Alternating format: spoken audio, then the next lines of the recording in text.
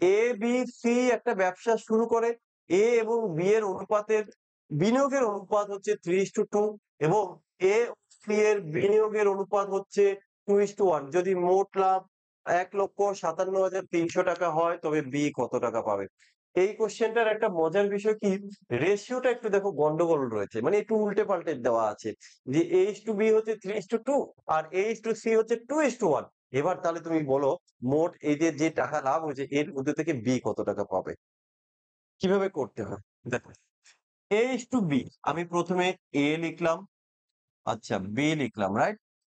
তো এখানে একটা কাজ করি, আমি এ ইস টু বি না লিখে এটাকে যদি বি ইস টু এ লিখি তাহলে কিন্তু ইজি হয়ে যাবে। দেখো, বি ইস টু এ, তারপরে আমি সি লিখলাম, তাহলে ব্যাপারটা কি হয়ে যাবে, এটা তো এ, এটা তো বি, তাহলে আমি বি ইস টু এ লেখা মানে তখন হয়ে যাবে 2:3।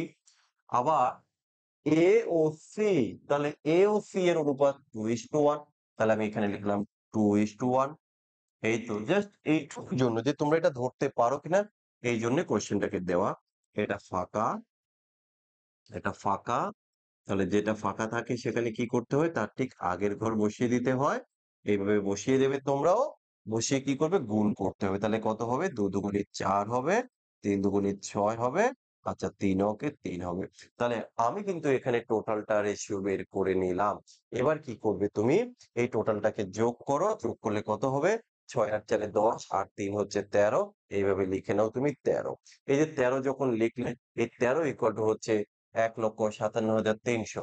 আমি এখান থেকে লিখবো 13 ইকুয়াল টু 1,57,300। এবার বলা হয়েছে বি কত পাবে। ভাই বি কত আছে, 4। বি কত আছে, 4।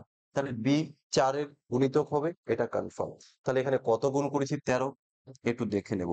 তাহলে 13 কে 13, দেখো 13 কে 13, 27, 13 দুগুণে 26, 13 কে 13, 121,000, রাইট? 121,000। তাহলে আমার এখানে গুণ করতে হবে 121,000। আমি প্রথমে বসিয়ে দেবো 0,0, 4 × 4, 4 × 8, 4 × 4, তাহলে কত পেয়ে গেলাম আমরা, 484,000। 484,000 কি আছে, 484,000, 484,000 ইজ দ্য রাইট অ্যান্সার।